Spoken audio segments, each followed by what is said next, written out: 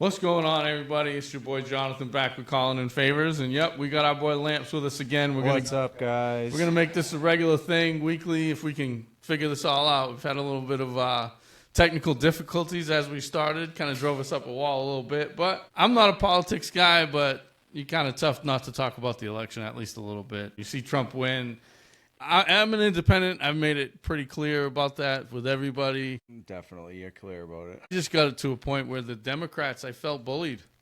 Like, if you didn't agree with everything they said, you were a Nazi, you were a racist, you were Trump. And I just felt to a point where I was bullied, and I just had no choice. You can't have a conversation with a Democrat. They don't want to hear your side, but they want you to agree with theirs. Exactly, and so it's frustrating. Tough to have a dialogue and go back and forth.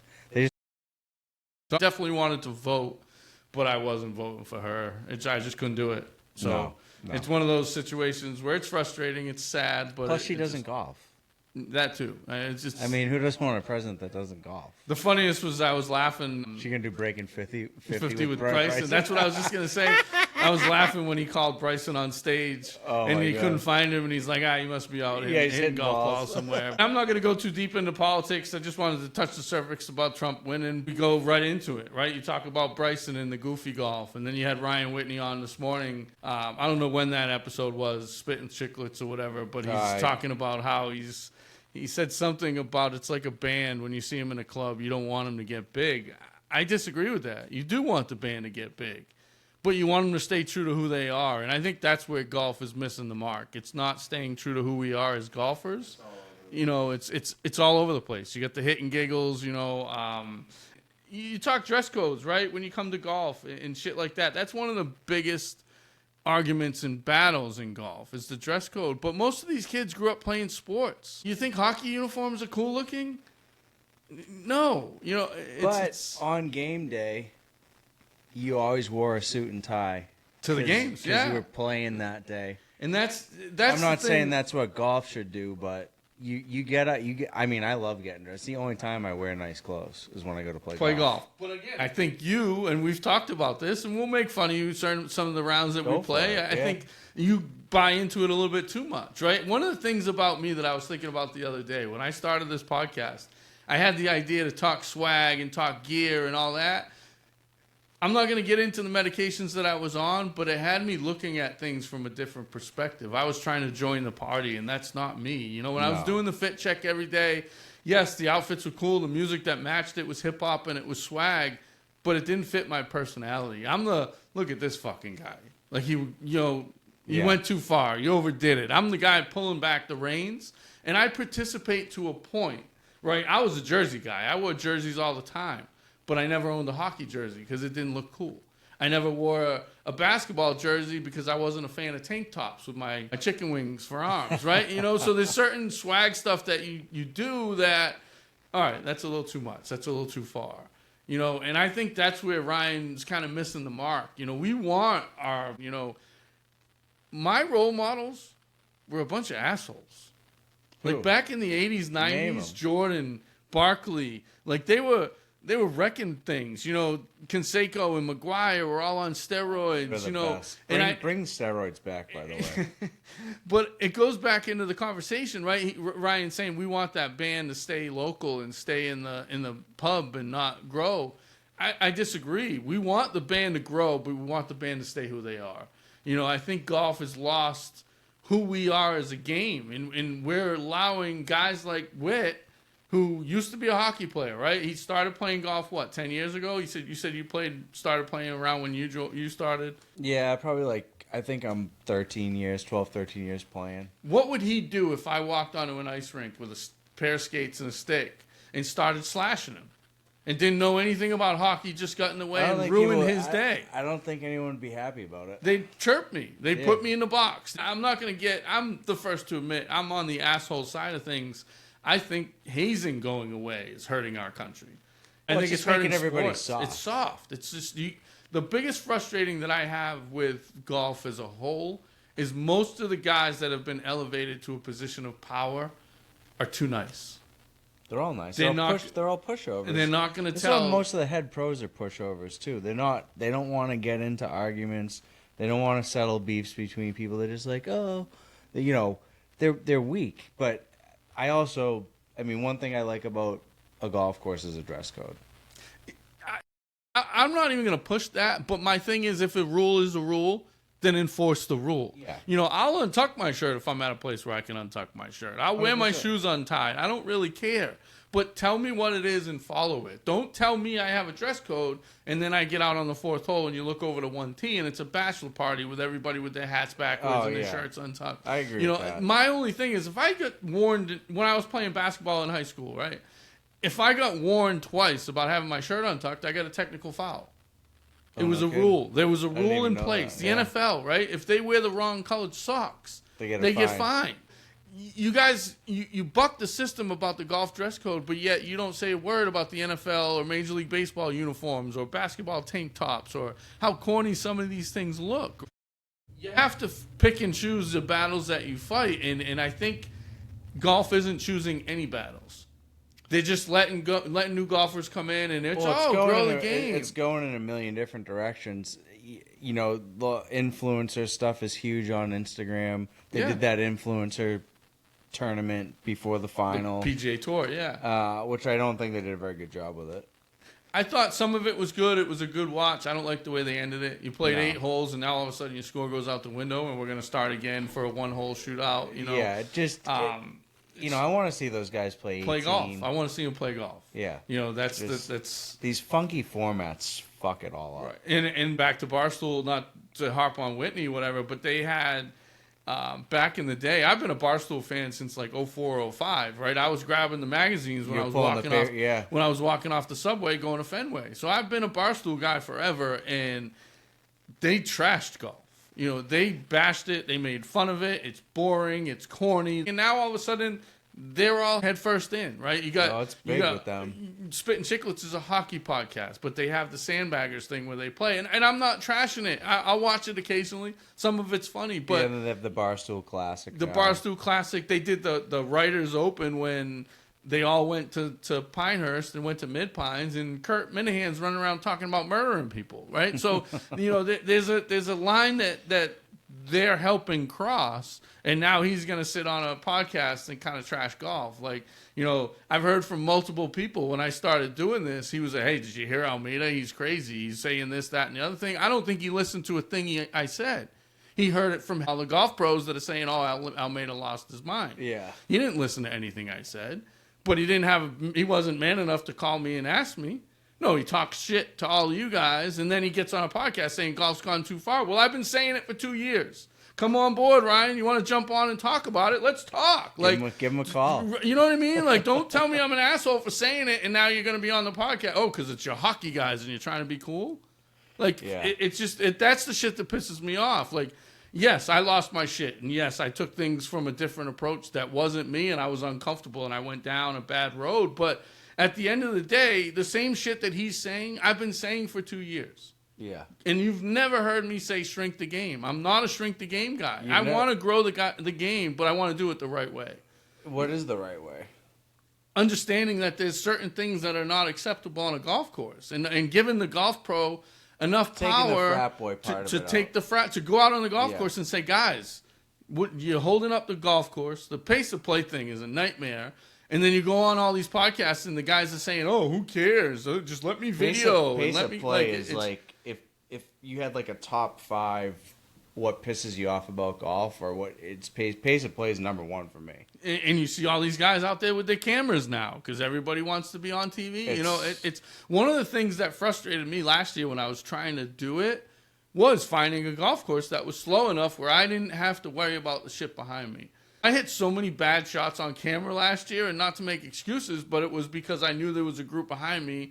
I tried to set the camera up, and now I'm rushing the shot, and I'm not playing golf. Well, those guys also have production teams. They got people running up the fairways with mics and cameras and all that shit. So I think if you want to do it on like an amateur level where you're doing production and stuff, you need all those people to move it along. Otherwise... You're going to be clogging the course. But even then, you watch the one thing that I've been watching. I'm not hating on Barstool. I'm a Barstool fan. I have been from day one. Oh, they have great podcasts. I watched the Riggs versus the Hater thing. But you see every time that they pull up to a tee box, there's 14 carts. What golf course is letting these guys take all these carts the out? They're entourage. doing it for they're doing it for the publicity, and it's taking away from golf not because of them, because they're not doing a good enough job of making the regular golfer understand time and a place. There is a time and a place to do that shit. I'm guessing they probably filmed it at Renaissance. That's a buddy. I probably should have called him before.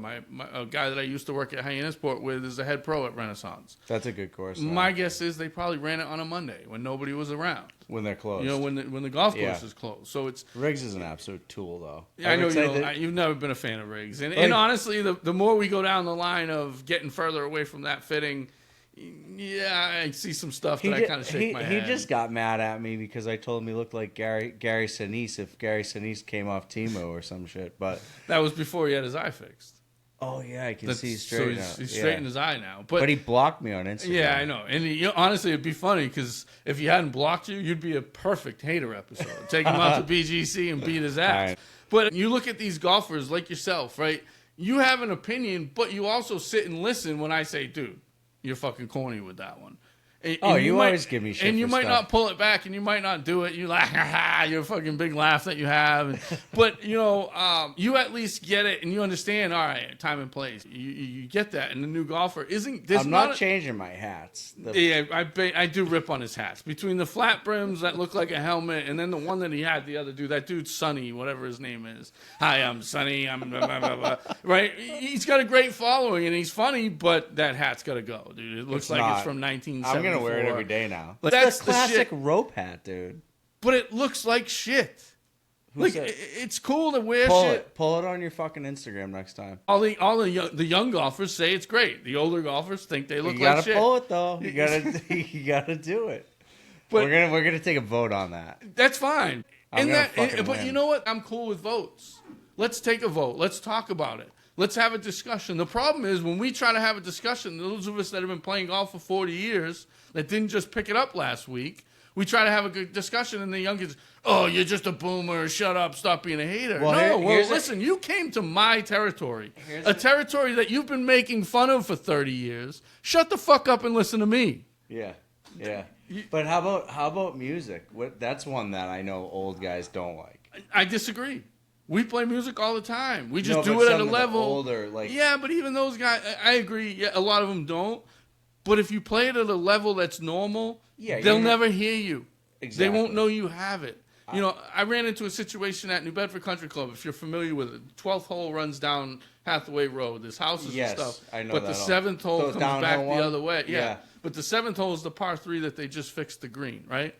We were on 12. A member of my group hooked it into the 7th green. We all yelled 4 as soon as it went there. You've played enough golf with me to know. If I see somebody, I'm going to yell 4. I've been hit with plenty of golf balls in my day, caddying, 4 caddying. It doesn't feel good. If I got a ball going at somebody, I'm going to yell 4. Well, we all yell 4. We walk down and we get there, and then all of a sudden he's like, oh, we didn't hear you. Well, that's not my fault.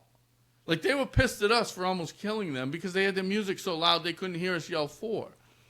Yeah. That's the shit I'm talking about. There's a way to be cool and have swag and have fun, but then there's a way to go over the line where you look like an idiot, right?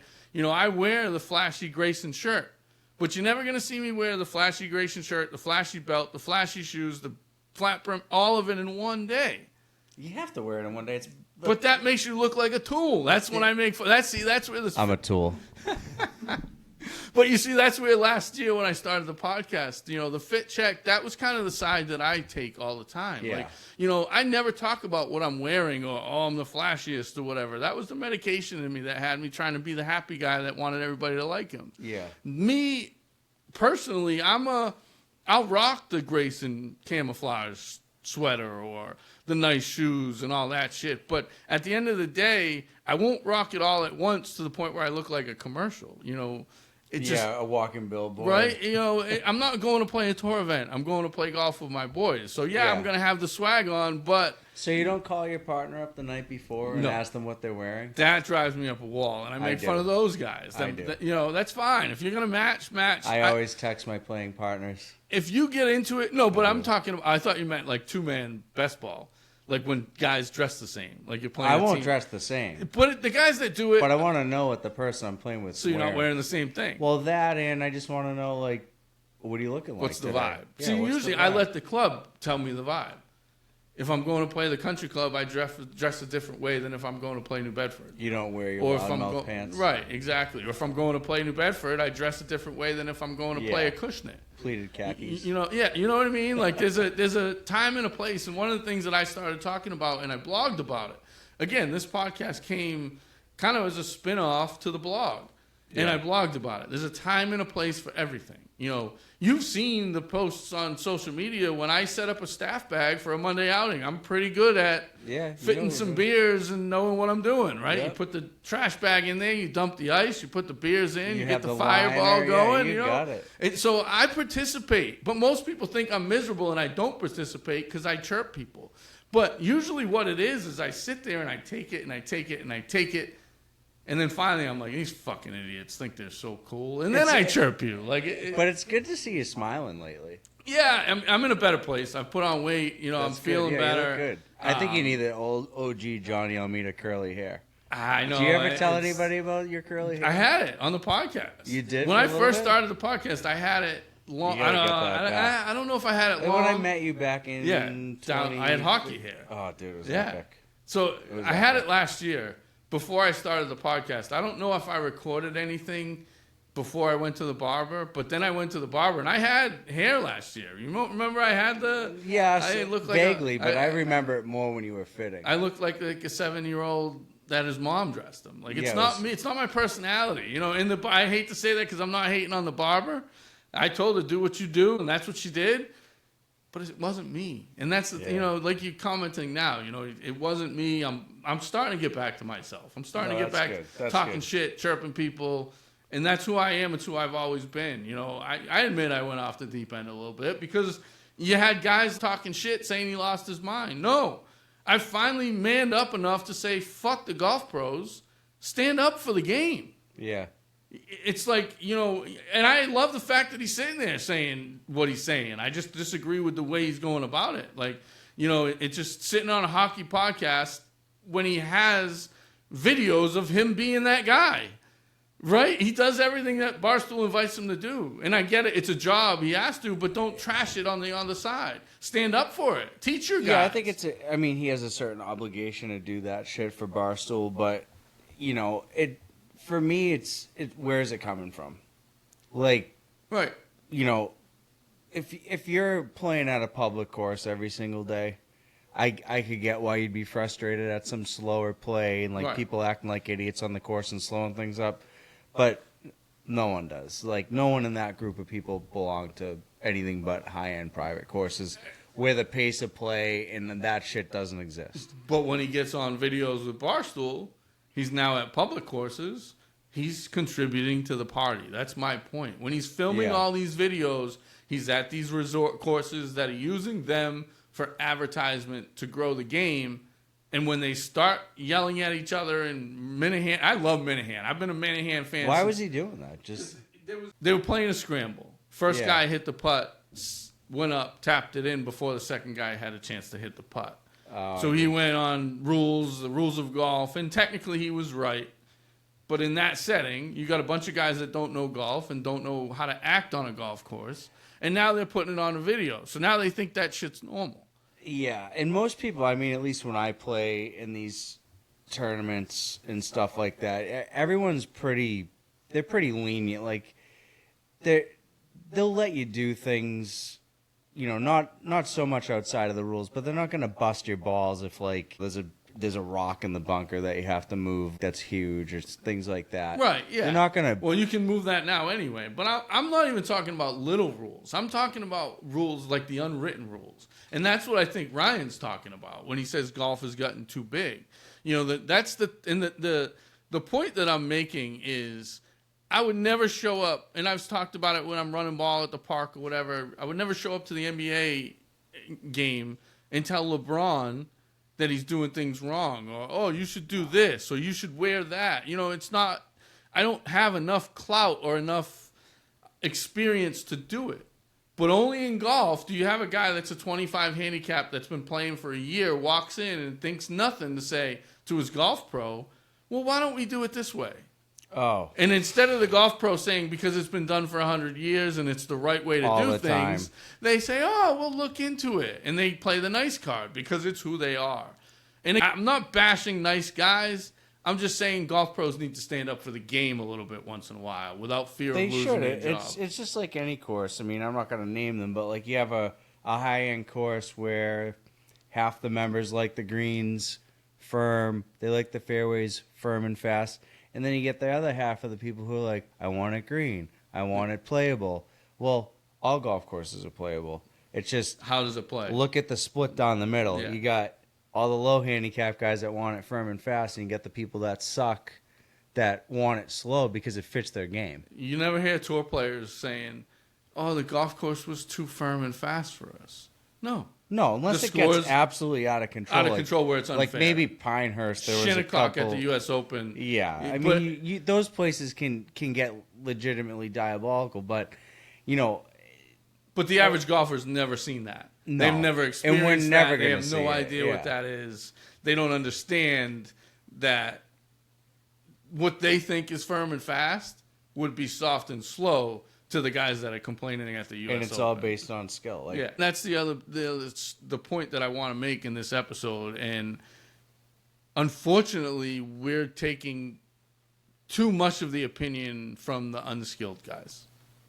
Yeah. Whereas the NHL would never take a rule suggestion from somebody like me who's never played hockey. But look at golf stats. Look at the percentages. What percentage of golfers are 5 and below handicap? I agree. But, and then, so you got to take that. But how do you get better? You got to go practice. Practice and play difficult situations. Correct. Play in every situation. Having creativity. Stuff that you can't have. But I don't think people think like that. Because golf's becoming an activity instead of a sport. What? Somebody wrote a comment on that Whitney thing, but it was funny. They were kind of like, fuck that. Like, you know, everyone should play blade irons. And I think the USGA is trying to separate the good player and the bad player with the golf ball. I think they're on the right track. I think they need to get a little more slack. Let them do what they do, right? Let the golf governing bodies keep golf the same, and then the high handicappers adjust. The problem is, you know what, honestly, the problem is, and it happened at a couple clubs that I've worked at and been a member at, the powers that be, the president, the vice president, the board of directors can't break 90, and a lot of the times, have vanity handicaps. I agree with that. So they don't want the golf course. And some of them don't even play golf. They complain, right, and then they complain about, oh, if the golf course is difficult, it's going to drag down the pace of play. No, just put the pins in some smart spots. Like, being able to hit the ball 30 yards longer because you get roll does not slow down pace of play. It actually... It increases it. It increases it. It makes the course easier, but now what you've taken to... Now you got to hit wedges, and high handicap guys don't like hitting wedges. They struggle with wedges. Good. Get better. That's like, go out and practice. Go hit wedges. Go hit those 100 and in-yard shots. Like, you got to work on that. But they don't want to. They just want to... Because they don't care. That's the problem. We're listening to people that don't care enough to practice. They don't. They want to show up on Saturday and Sunday, have their party, do what they want to do, drink beers, go home. But they also want their voice heard, which doesn't make sense. Now, when it comes to the party and shit like that, and you want to join, you want to play, come on board. Yeah. But stick to golf. Golf is a sport, and unfortunately, slowly but surely, it's becoming an activity, and that sucks. It does suck. It does suck. It's a sport, right? And you got to follow the rules, the traditions, and kind of the rituals of sport. You know, I'm not going to go to a basketball game wearing golf clothes. Well, I might go to the game, but I'm not going to go play a basketball game. Can I hold you up on that? Why do people go to PGA tournaments wearing golf shoes? Do they think they're going to get subbed in? Like, Tiger's going to get hurt and be like, oh, he has golf shoes on, let him play the rest. I don't get that. I don't either. I don't either. But the thing with a lot of the people is you're walking on wet turf.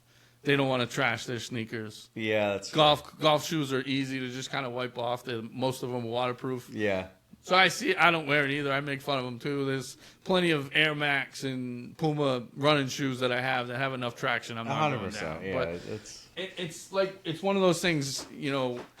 I'm not saying shrink the game, and I don't want to say shrink the game. I don't want to be heard of or thought of as a shrink the game guy. But at the same time, somebody needs to stick up for the game. It's not golf what half these people are doing, and they don't want it to be. And that's the worst part about it. Is clubs are catering to these guys that don't want it to be, as opposed to the guys that are good at golf. It's just the guys that are good at golf. It's a small field, and we all have the same opinion. But we went through it. Yeah, we went through the practice of it. We went through the grind. I don't go to my accountant's office and tell him how to do his accounting job because I didn't go to school. Right? But they don't know that. But I know. But it's the point that needs to be brought up in these. That's too many of the podcasts, and I said this in the last episode. Too many podcasts are buying into the fun of it, which that's because it's content and it's what people watch. It's social media. Yeah. It's what social media has become and the reach it has to the masses is what's creating everything, including what we're talking about now with golf, and then every other industry too. Yeah. It's making it so, well, information's so accessible, and then people start watching all these guys playing golf and they're like, oh, this is easy, I can do it. And then you're getting advertised a million different devices to practice and play and get better. Yeah. I mean, fuck, all the shit that I've ordered over the year, I should be hitting the ball 840 yards now. And there's no shortcuts. There's none. It's not. There's none, and there's no short. There's no too many companies are trying to sell shortcuts. Yeah, you can't, and it's catering to the higher handicaps because they believe it. And I think there's great aids, there's different things, but you know what? One thing they should do is they should make a fucking etiquette book. Yeah. Like you don't see everything that's out on. You don't see any of these influencers going out and saying, "Hey guys, pace of play is really important." While we are filming this, I'm not telling people they should do a disclaimer, but no one ever talks about pace and play that's an influencer because they don't give a fuck. Because they know they'll get tuned out. And their customers will say, "Fuck that! Why do I want to watch him? I'll find another influencer that's not telling me what to do." So they're catering to that group. And the other thing is come up with a fucking etiquette book. Hey, and you could probably make a really quick one. Yeah, simple. I can't tell you how many high-end golf courses I go to, and all these members are playing. They don't fix their pitch marks. They don't replace their divots. They don't do any of that shit. They just walk away and expect someone else to clean up their mess. Well, we talked about that on the last episode. And that's and if it sounds like we're harping on it, fix it. It's part of growing the game, though, and growing it correctly so that people respect what's been built. And prior to them getting into it. One of the things we were talking about with the ball marks and stuff like that, softer greens equal bigger ball marks that are harder to fix. Yeah, and no one knows how to do it. Nobody knows how to do it, and you end up with these craters of brown because guys are just doing this. And then you get people who put lead tape on the heel of their shoes and they can't pick their fucking feet up, and it looks like, it's you could go down the line. The slower and softer, and longer the blades of grass are on the green, the less they verticut, the less they do the practices to take care of that, the more the spike marks, the guys dragging their feet. It all ties in together. Unfortunately, nobody's talking about it. All they want to talk about, Golf WRX, and I'm going to get into the exciting shit. And they want to talk about selling boring equipment. Shit right now. Exactly. But it's at the end of the day, you have to talk about all of it, because if you don't know what you're doing and you act like you don't belong, then everybody that comes behind you acts like they don't belong. I went into it, I thought golf was in a great place in 2018 pre-COVID, right? We talked about it. I don't know if we talked about it in the last episode or if I was going to talk about it. It was in our notes. No, it wasn't a good place. But it was in a Tiger won the Masters, the Ryder Cup in 2020 was all hyped up. It got postponed because of COVID, or 2019 was postponed, whatever that year was. Yeah, but when they came back, that Ryder Cup at was it Medina? Was the one in Minnesota? Yeah, Whistling Straits, one of them. I thought in 2018, pre-COVID, golf was in a good place. You know, we were growing. Tiger was back in the mix. Tiger won at Augusta. And then all of a sudden, you know, there was a bunch of new golfers that were coming in, but it wasn't like an overflow. It was one at a time or two at a time. You know, now they come in with their boys, and it's 4 new golfers in a group, and there's no voice of reason. None. You know, and it sucks. So, but we need to do a better job as golfers and as a golf industry to protect the game. We're letting it turn into a bowling alley, and that kind of sucks.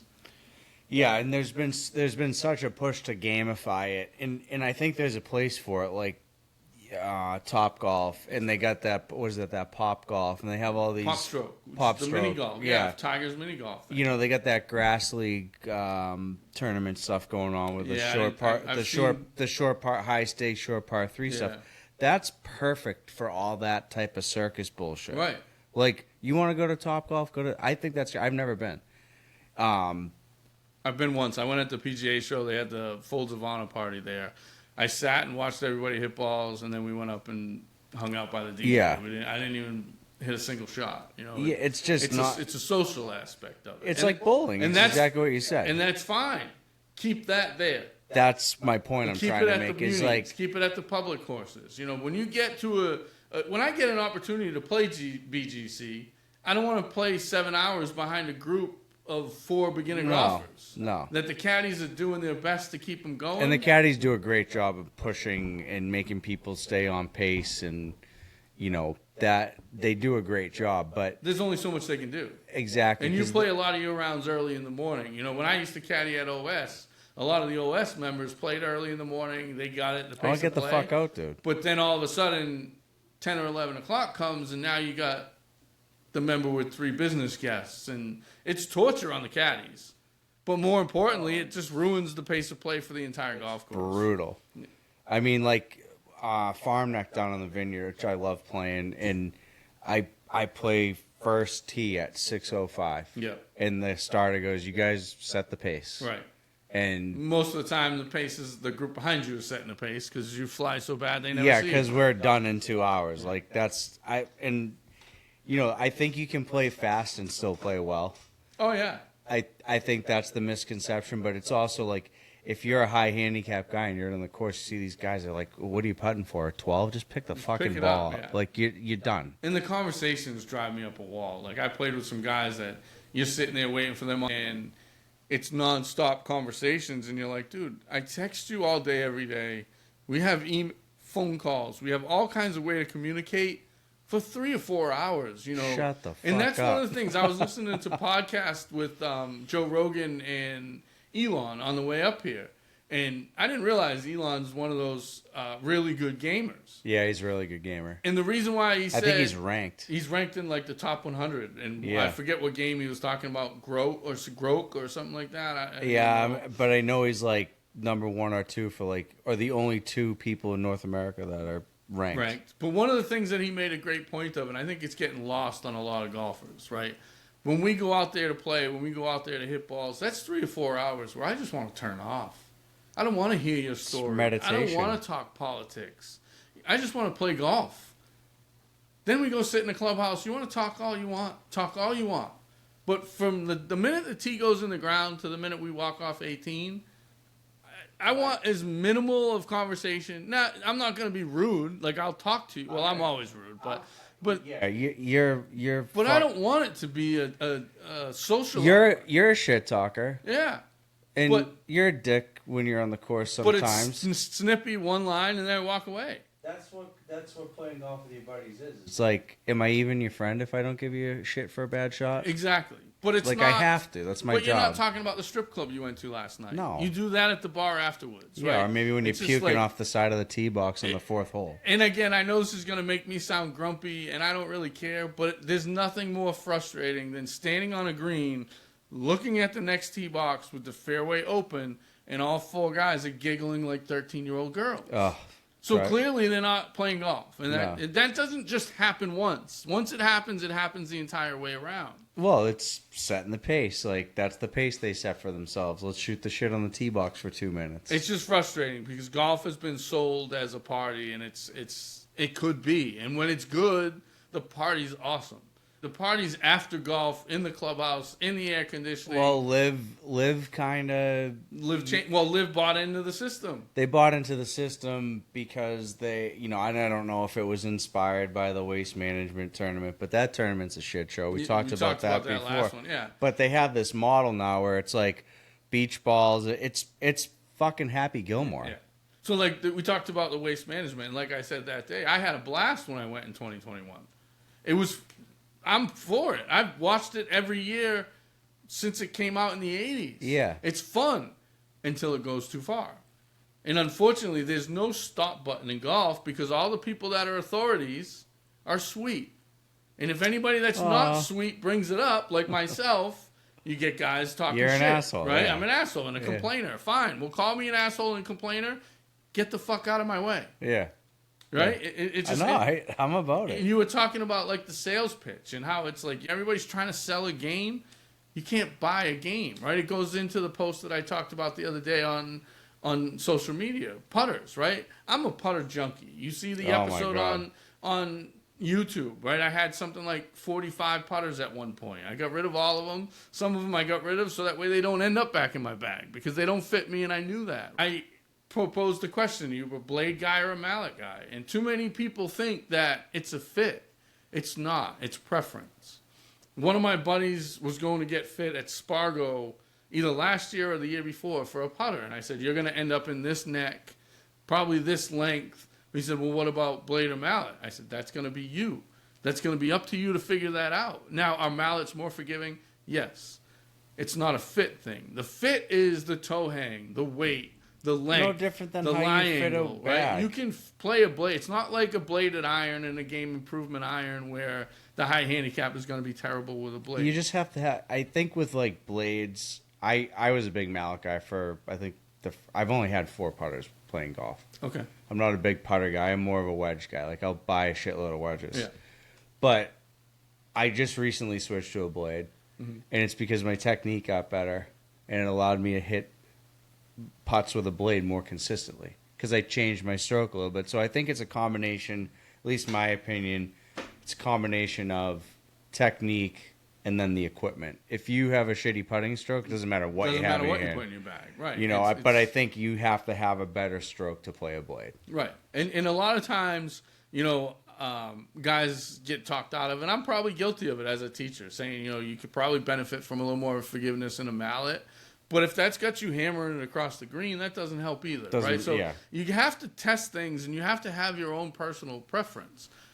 Listen to the fitters, but make sure you're involved in the conversation. Often you go to fitters, and especially with wedges, putters, it drives me up a wall, the Vokey wedge app. Like, you can't get fit on a TV screen. God. You have to hit shots. You have to feel it.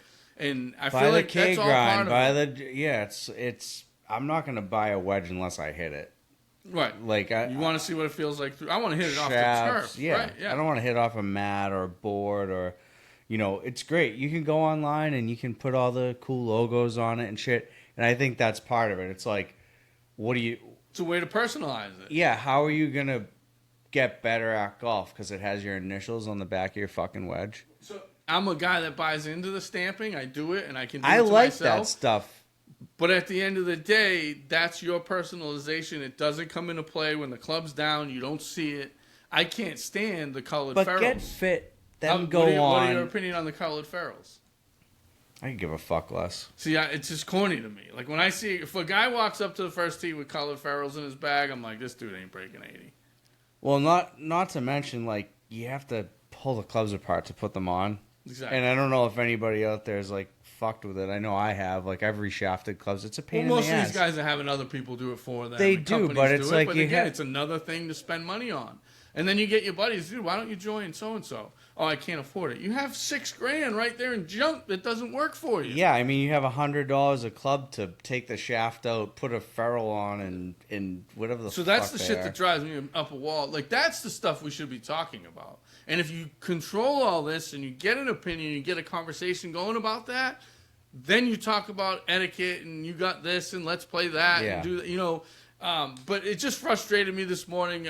Somebody sent it to me It might even have been you. I don't know. Sent me the spitting chicklets thing. And I I'm probably like, sent it to you because you always talk about the same shit. yeah, he's finally on board, but he's preaching to the audience that doesn't want to hear it. They're gonna make fun of him for that. You see it in the, I went through the comments. You were saying some guys commented. I saw one comment say shrink the game. That was it. Everybody else was, oh, get over it, blah, blah, blah. Like, golf's fun. It's supposed to be. Yes, golf is fun. And the fun of it is the competition. I think if it was anybody else, they'd just be like, oh, it's another rich guy bitching about the game or something slow pace, whatever it is, whatever you want to, whatever your gripe is. It's like, yeah, you go on Instagram, and that's what I just talked about socials. You see people getting smashed over the head with clubs and people getting into fights on the course. That trend when guys were running over their buddies. If somebody ever hit me with a card, I'd punch them in the It's not funny. head. It's not funny. Yeah, I don't want to get. I just don't get the point of that. What's the end game? What is your end result of doing that? Like, you're gonna break a fucking ankle. You know what I mean? And again, that brings me back to, like I said, the authority figures in golf need to stand up for golf. They do. Golf professionals need to start checking these kids. And I'm not talking about kids. A lot of places, the adults have given up the fight and joined the party. Yep.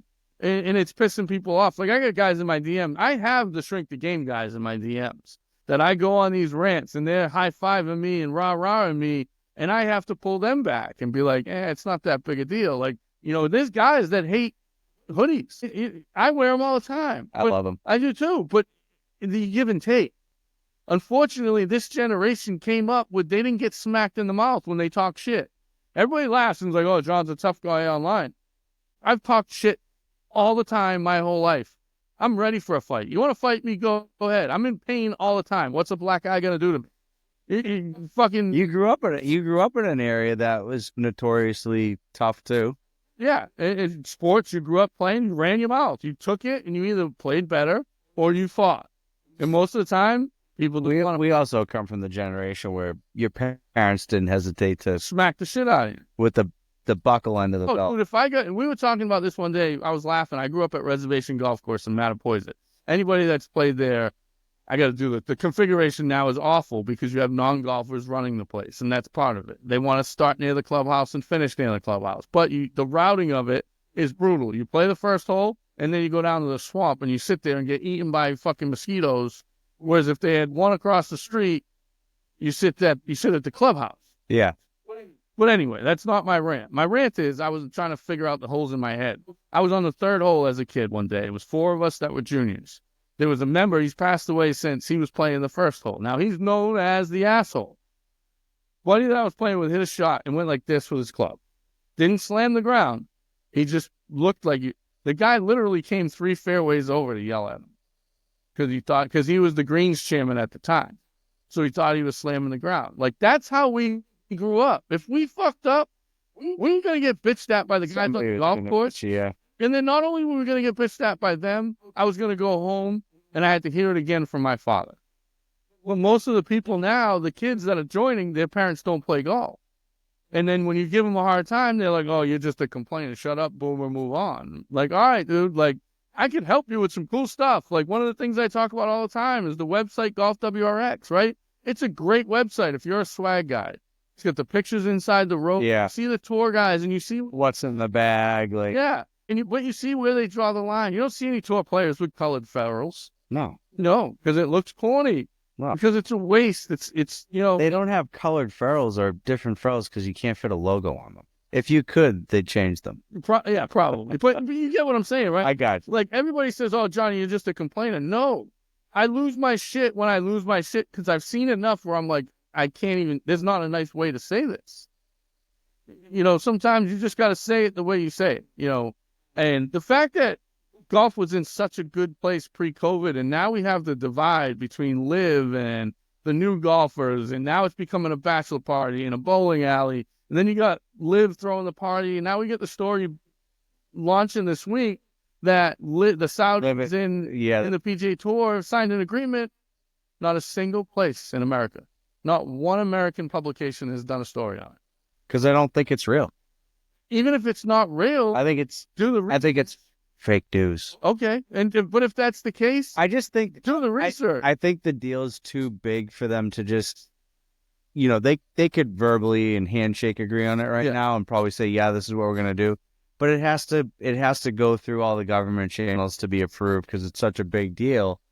And I saw one thing that, I've seen it a bunch. If you Google it, but I think it's everywhere. I think it was released prematurely. I do think there is an agreement in place. I think there's a handshake deal. I don't think the ink's dry yet. I agree. But my point is, we've been banging our head against the wall for years now, trying to get these people to come back together.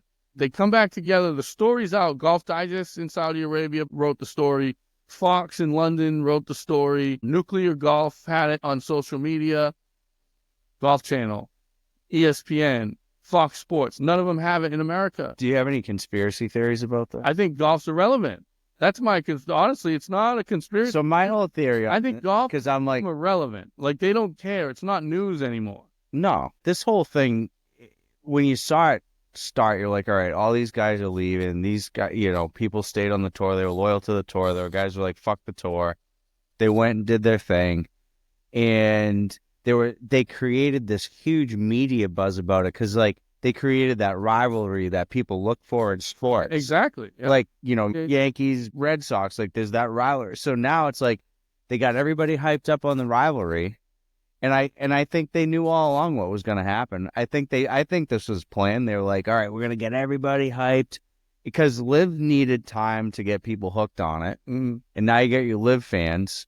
You get your PGA Tour. Do you really? I don't know. I've never watched the Live thing. I've never watched the Live. Because I don't know where to watch it. I've turned it on the CW like 2 or 3 times, and like I said, I can't stand the TV. But I think they have enough people on both sides now where they're like, all right, now we can do the deal because we have, but it brings both sides back together. So this whole exercise was pointless, in my opinion.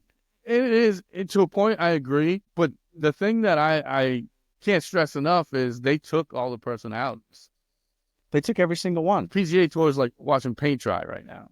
And that's why it's not important. With everything going on right now in the NFL season, with everything going on with baseball playoffs, the election, nobody cares. It became When was the last time you watched a PGA Tour? I mean, I have kids now, so like... I tuned in for a few holes for the Zozo. Other than that... But the field I didn't watch the Tour Championship at all. I hate the fact that it's a net event now. Oh, yeah. Start 10. Yeah. Like, it's... I didn't watch. Scotty Scheffler is leading 13 under. No shit. 3 under today, net 13. Yeah. It became, everything about golf has become the party, and it's trending. The point that I wanted to make in this episode, and we kind of got off track a little bit, and I think I got going more complaining about the party than I did kind of making my point. The point that I wanted to get to, and I'm getting to it now, with the fact that this agreement wasn't even a story. Golf is losing its place at the table as a sport. And until the leadership of golf, and I'm not talking about the PGA of America or the USGA, I'm talking about the guys at clubs. Until they start to pull back the reins and say, it's gotten out of control. You ever talk to a golf course about having a Monday outing? The last thing you discuss is golf.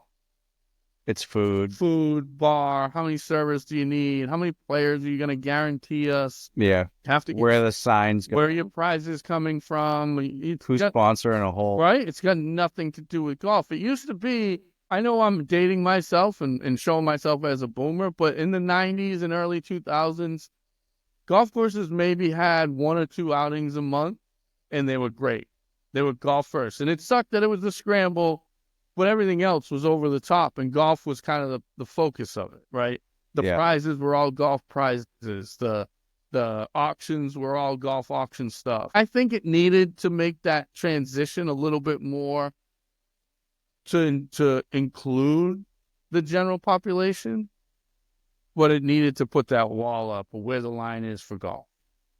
The 4-ball at New Bedford is huge. It's like the Fallon Cup. Massive. Wollaston. But New Bedford's even bigger. It's 6 days, 18-hole matches. Wednesday's kid night. There were kids wrestling up on the collar of a green that guys were still playing. they had to stop and say, hey, can you take these kids? That's a big money tournament. It's a big money tournament. So the party has gotten too big to the point where it's out of control, where it's not golf. Why would you even have a kid night at a tournament? Because it's a family event. When did it become a family event? They're trying to make it a family event because it's not a family event. It shouldn't be, but guys are using their vacation to play, take a week off. That goes back to the conversation we had in the last episode, Johnny. Not a lot of wives are like yours. Not a lot of wives are cool with their husbands going to play golf for a week.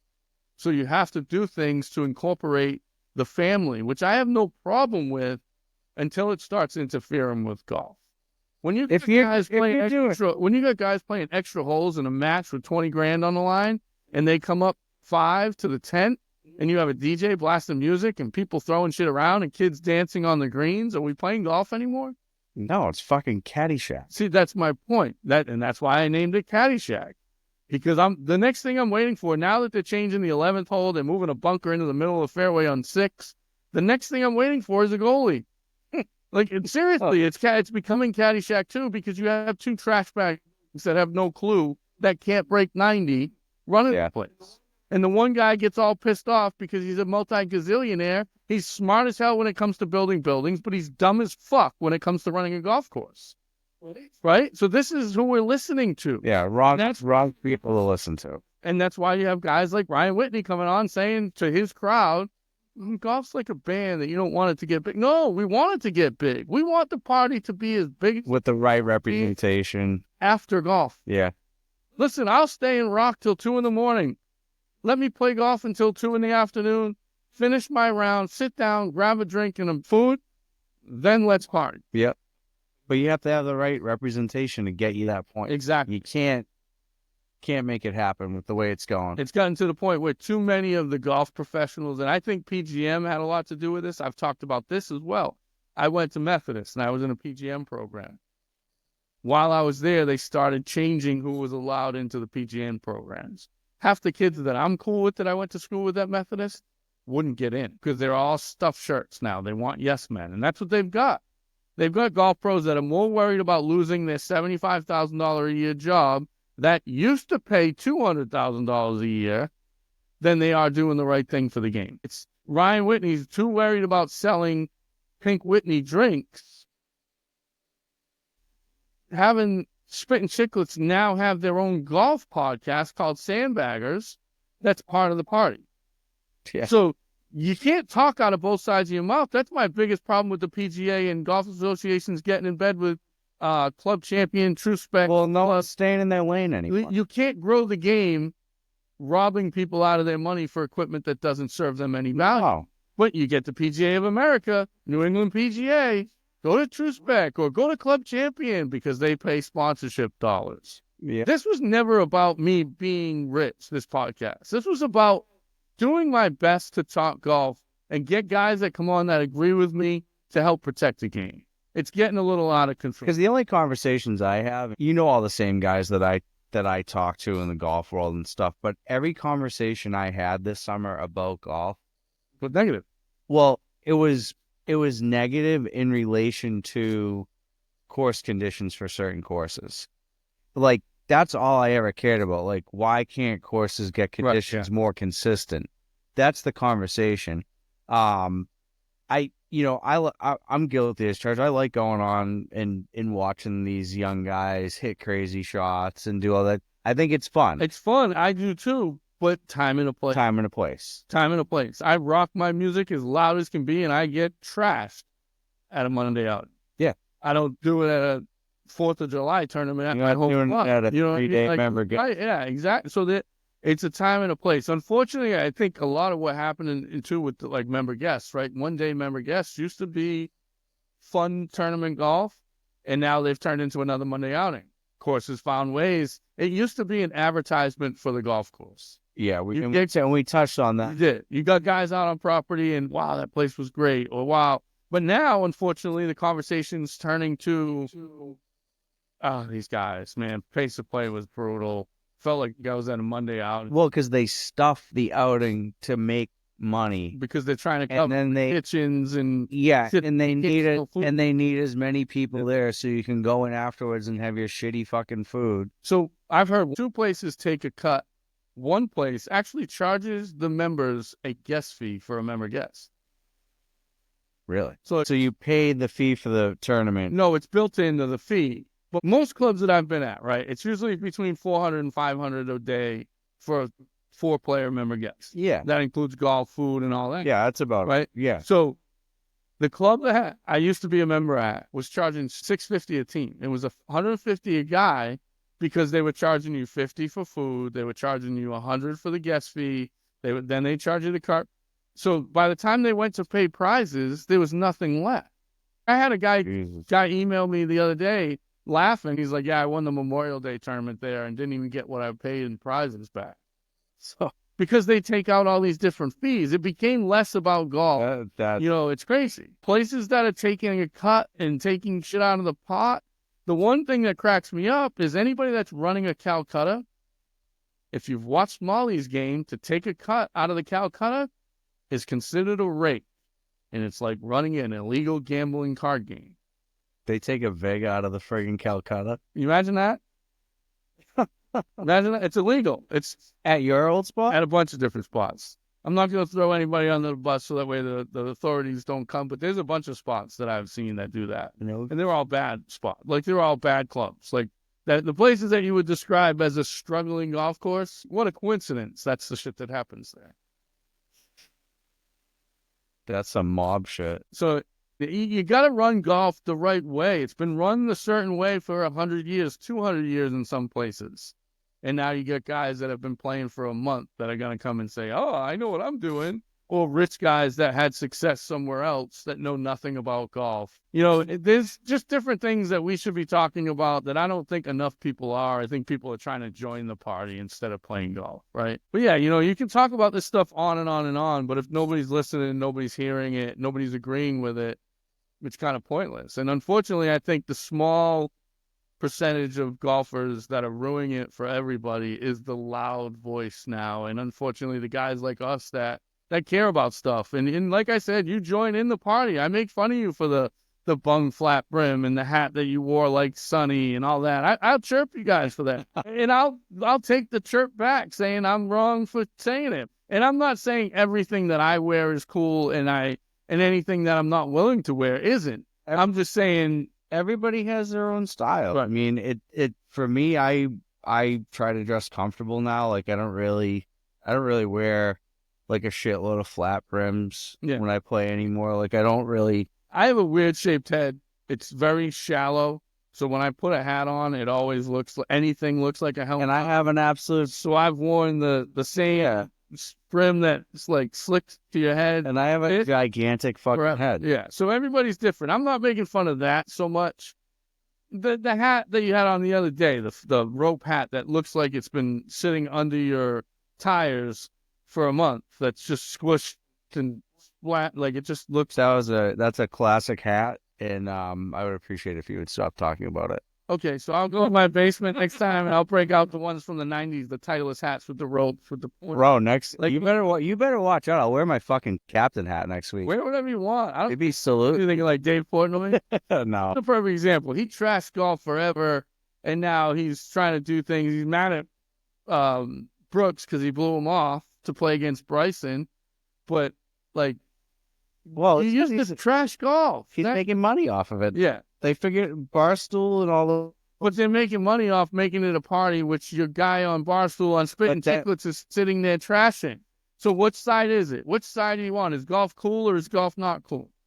I think for them it's profitable. They make money off every single golf. They have the Barstool Classic. They got Riggs, who has the ugliest putting stroke on planet Earth, and just because of how ugly his putting stroke is, I would never buy a product that he's advertising because he sucks. Yeah, but the thing is with him, he's a perfect example of a guy that just finds a way to get it around.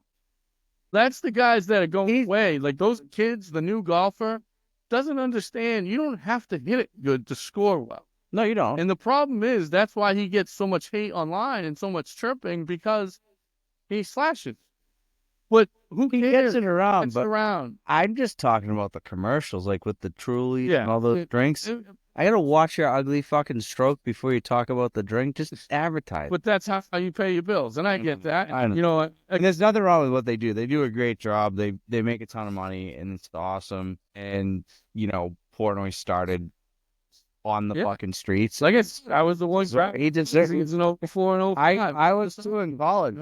Yeah, I remember those old little fucking blue things that used to be filled with trash, and you'd have to like dig the shit out and get the magazine. Too often, I don't think people see the other side of things. They don't see the consequences. They see the great ideas, and there's a lot of them. And a lot of the ideas that you guys used to come at me with work and business, that I'd be like, it's a great idea, but we did that back in the 90s. This was the end result. This was the corny shit that came out of it, and this was the problem with it. Yeah. A lot of the new golfers are now the voice, and there's not enough people saying, we tried that in the 90s. This was the problem with it. This was the end outcome. I think it goes back to social media. That shit didn't exist in the 90s and early 2000s. So, like, when it started, it was just like a tidal wave, and it happened quick over the last 10 years. I never expected to be the voice of reason when I started a podcast or be the social media darling. I knew myself. I knew who I was. Definitely. That antidepressant changed that a little bit, and I thought, okay, maybe we can get on here, and all it did was eat at me because it's not who I am. And if you're not authentic, it comes off corny. I think we discussed that the other day with Bryson, and I think a lot of the golf stuff that's happening now, it's just phony. You see these guys, they giggle, then they turn the camera off, and then they go play real golf. Yeah. And that frustrates me. One of my favorite influences, yes, she's sexy as hell, but that Carol Priscilla girl, she's always doing golf stuff. Golf only. It's not goofy golf. She's going, the other one too, the girl, the Gabby golf girl. Yeah.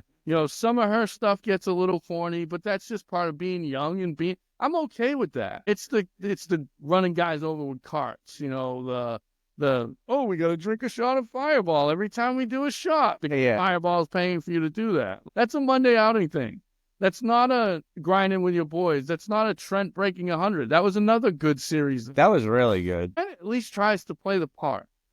I guess that's the message that I want to send to the new golfer. At least try to play the part.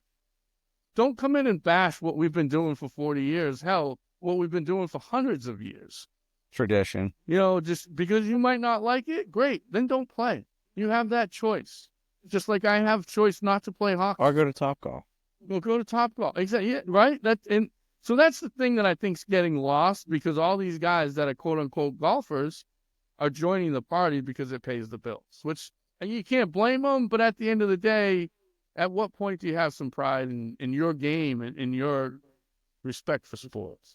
When you go out there and play and you do a hit and giggle, you show no respect for Tiger or Rory or Jack Nicklaus or those guys. And that's fine, but that's why you no longer have a breaking story about Liv on American mainstream media. We've become an activity, and I think that's a problem. I think we've highlighted our stance on it, and I think it's it's kind of a good thing for people to think about going forward, and we'll probably talk about it more in some of the next episodes, but it's good talk, man. Hope you guys enjoyed the episode. One of the guys that wanted to come on, he's a superintendent, and we're going to have him on as a guest. He wanted to join me on the podcast, but he's a little crazy like me. He's the grumpy anti-golfer, and I didn't want to do that. The guy that I planned on doing it with originally had a little bit of you in me. He was in his 30s. Yeah. He was fun. I think that's where Johnny's going to bring that your golfer side. Like everybody thinks of me as the grumpy guy, but I think you're going to bring that little addition of you see their side of things. You're new to the game-ish. Yeah. You see some of the you join in some of the party that I refuse to. And I'm still kind of an asshole. Right. All right, guys. Good talk. I hope you guys are enjoying it. I hope we figured this out sound-wise and more episodes to come. See you later. Let's go.